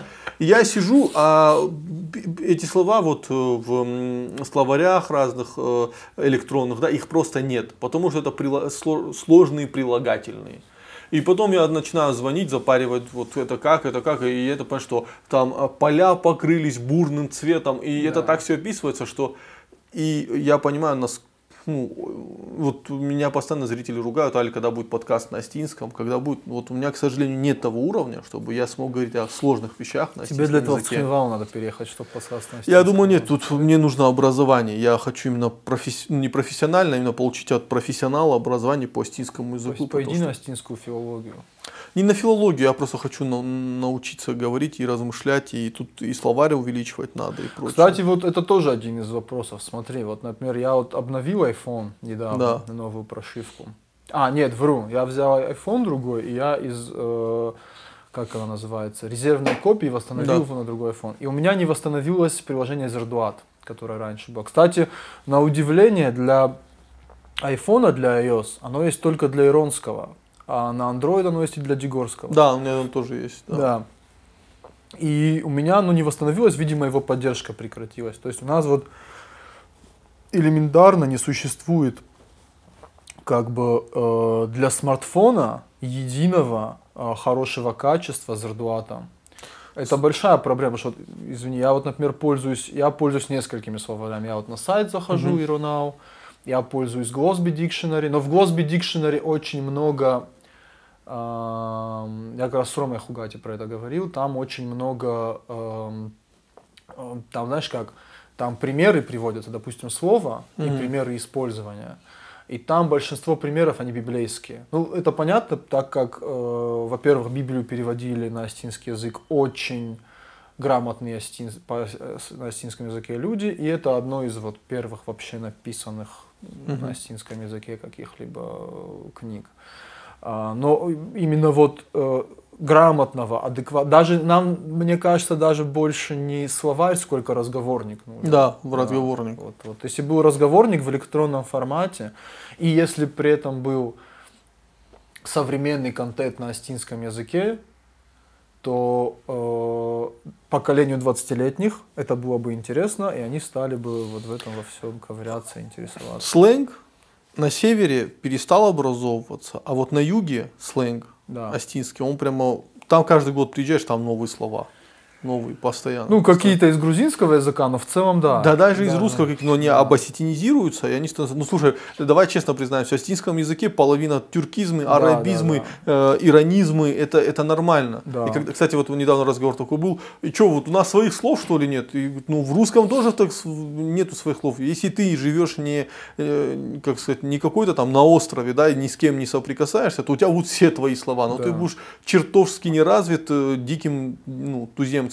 А мы находились на пересечении шелкового пути. И постоянно общались с кучей народов. Да, поэтому мы полирелигиозные всегда были, да, поэтому мы довольно толерантный народ. Ну тут еще смотри, ну вообще в Цхинвале же отдельный вид искусства в Цхинвале это клички.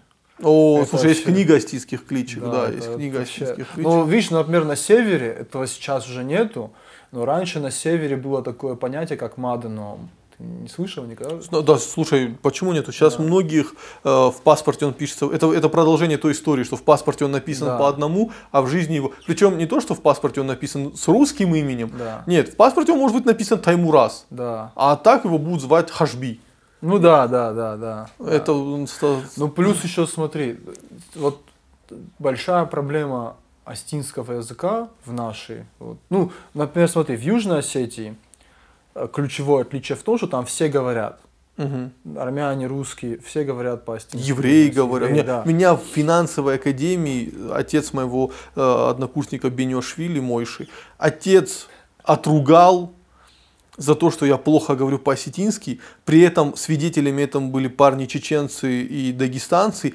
И они были в шоке, и потом меня подкалывали. Вот не говори нам, что вы с Остиной, с евреями какие-то не родственники. Только что еврей по-осетински тебе что-то говорил, понимаешь? Это было очень смешно. Да, то есть там вне зависимости от того, что там, то есть там поколение 20-летних, которые в интернете сидят через смартфоны, интересуются совсем не теми вещами, которыми интересуемся мы или поколение старше нас, но они все равно по-остински говорят. То есть у них все равно какая-то парадигма там в голове существует, да, вот остинская. Здесь поколению 20-летних, для них все, что связано с остинским, это село, Да. это вот деревня. И вот опять-таки возвращаюсь, поэтому и условный тот же проект Рогал, ну в нем, смотри, я, конечно, думаю об этом, что мне хочется, мне сложно формулировать мысль по-остински, то есть красивыми какими-то словами, я стараюсь, но мне сложно, и мне хочется это, потому что я понимаю, что вот такая музыка, она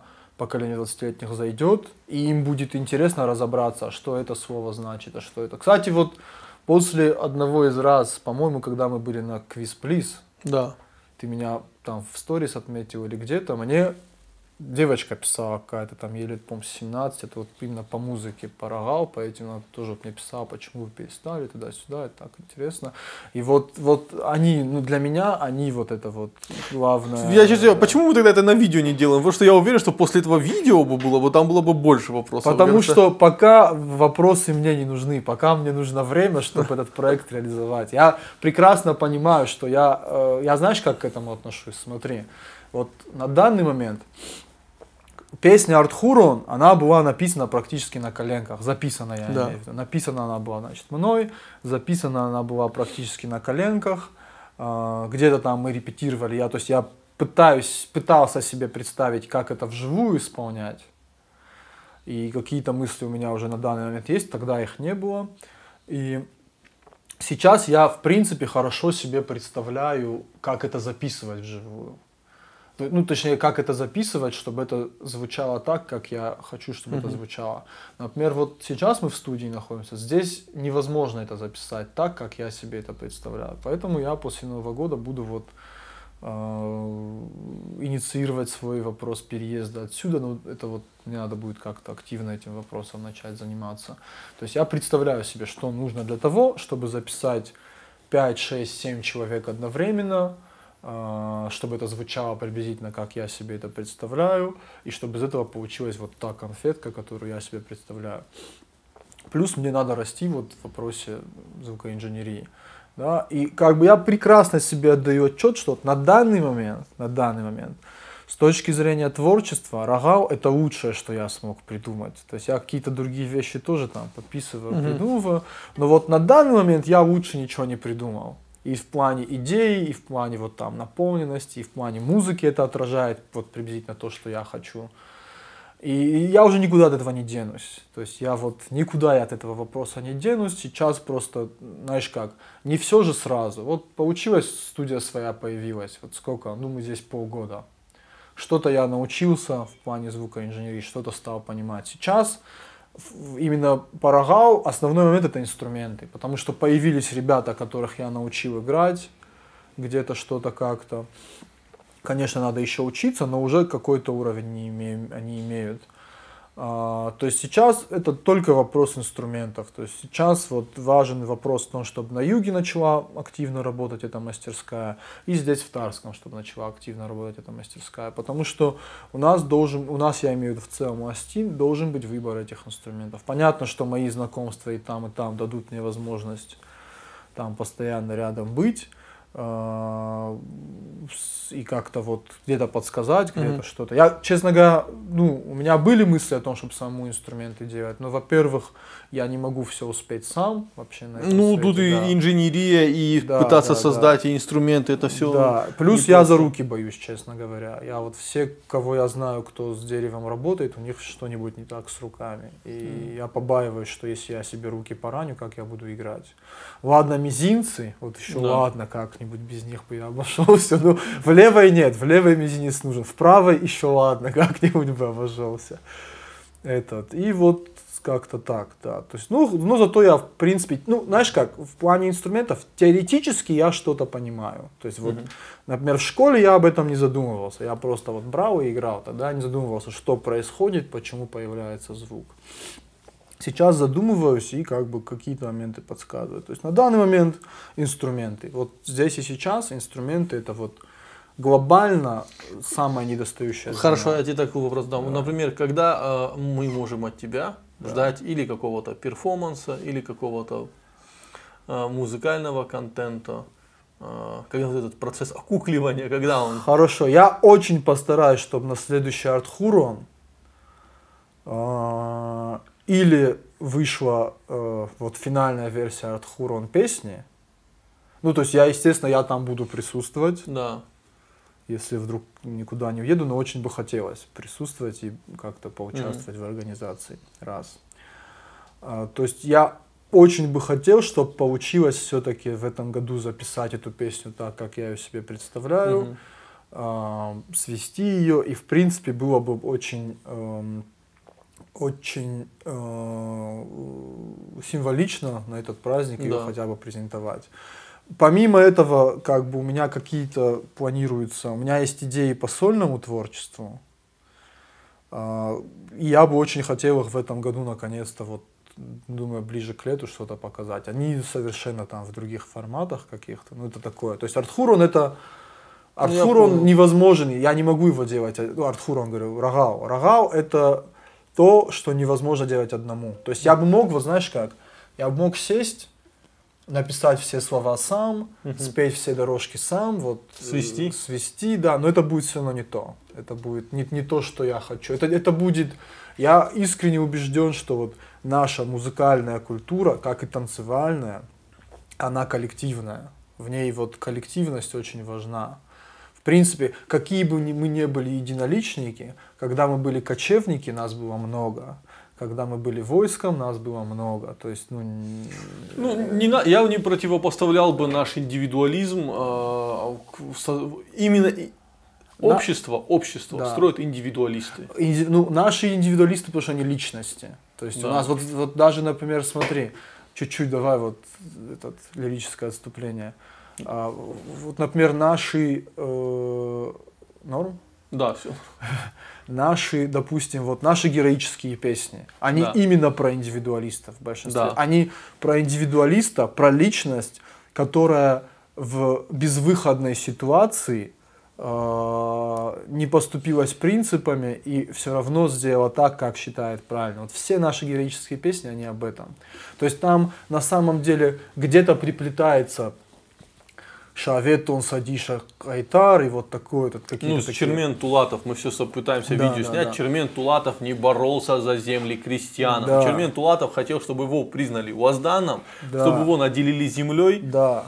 Он не хотел, он не боролся за права там фарсаглактов и прочих, да? Более того, он когда ушел в Ингушетию, он приходил и терроризировал собственное село, простых людей. Это абсолютный индивидуализм. Да, то есть песня не про его какие-то там вот человеческие качества. Да. Песня сложена потому, что он в определенной ситуации повел себя ну, с астинской, горской точки зрения по-мужски. Да. Вот, все. Хотя, если мы сейчас будем это рассматривать с точки зрения христианской морали, Да. это будет абсолютно неправильно. И то же самое там условный Плит Иша и Жарок. Там тоже вопрос о его геройстве в какой-то ситуации.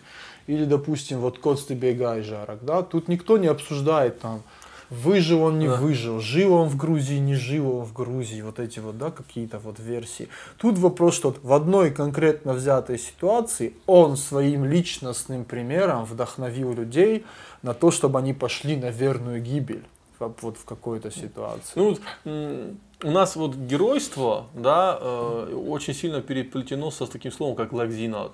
Понимаешь, что это проявил свое мужество. Да. Оно может быть безумным, но менее прекрасным оно от этого не становится. Ну ты знаешь, оно вот у него есть оборотная сторона, это вот, ну, не знаю, про такие вещи можно у тебя на подкасте говорить. Смотри, вот смотри. Вот у нас каждое 9 мая нас пичкают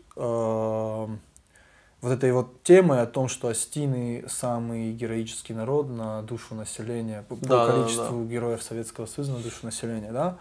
То есть вот каждое 9 мая, вот сколько я себя помню, мы эту историю, значит, по телевизору видим. И при этом нигде и никто не говорит, что на душу населения астины потеряли больше всего мужского населения вот за эти 4 года Великой Отечественной войны. То есть эти все вот героически погибшие астины, как бы это наш генофон. Я тебе скажу, знаешь, какой момент, что мы с Батразом обсуждали эту тему, и он вот из истории семьи он рассказывает. В какой-то момент же перестали призывать уже малых. Ну да, когда уже хорошенько вот подкосили. смотри, вот у него деда, брат или кто-то вот из родственников, он говорит, понимаешь, у него, говорит, было 3 ребенка. И не 3 или 5 детей у него было, он был многодетный. Их уже, его по 2 причинам уже не призвали. Он и многодетный, во-первых, он, во-вторых, уже, уже призыв закончился. Но поскольку все вот с его улицы все ушли. И он пошел, да. Ну не вариант. Вот это Худинак, да, вот это не позволяло. И он прекрасно понял, что он идет, он умрет там. Он умер. В итоге семья осталась без отца, там его смерть очень негативно сыграла на их семье. Да, очень негативно. Семья просто исчезла фактически. Ну вот смотри, вот у меня похожая ситуация. Мой прадед, Мамаде Мадефед, ему на начало войны было 38 лет, по-моему, на начало войны ему было. У него уже было то ли 2, то ли 3 детей. Моя бабуля уже родилась, у меня бабуля 38-го года. И он пошел на войну, ну, условно, ну, как сказать, не тоже добровольцем, ну, вот все пошли, я пошел. Но он, вот как, я никогда с ним, я с ним досознательно, он умер, когда мне 17 лет было, я в Москве уже учился. И как бы я про войну его никогда не спрашивал, ну, я маленький был, вот, что я понимал. Но вот то, что мне, например, бабуля рассказывала, да, то есть, смотри, у него, знаешь, какая ситуация была? Когда война началась, для него это была в каком-то смысле радость, потому что он был младший ребенок в семье, его в свое время отец не пустил учиться, у него была возможность в Москву уехать учиться, там еще в начале века. Да. И он, так как он был младший сын, отец его не пустил, Манадам, Хазар Кушка Чиканзан, вот под таким предлогом. И вот для него вот этот уезд, он был больше даже вот от того, что он наконец-то из-за Манкула куда-то уедет. То есть он при этом был такой 2-метровый, с 47-м размером ноги, вот мужик вот с такой рукой, да. И он был ранен в обороне Севастополя, и у него насквозь левую руку ему этим осколком пробило. И его, значит, комиссовали или как-то комиссовали. Да, потому что типа вот он пытался остаться, он там даже с кем-то конфликт какой-то устроил из-за этого. Но его списали из-за того, что он левой рукой не может же автомат держать, получается. Да, его списали. И я об этом уже узнал вот в сознательном возрасте. Потому что я никогда не знал, что у него рука ранена была, потому что он ее за год разработал. Потому что он вернулся, у него дети, он еще, по-моему, 4 после этого настругал.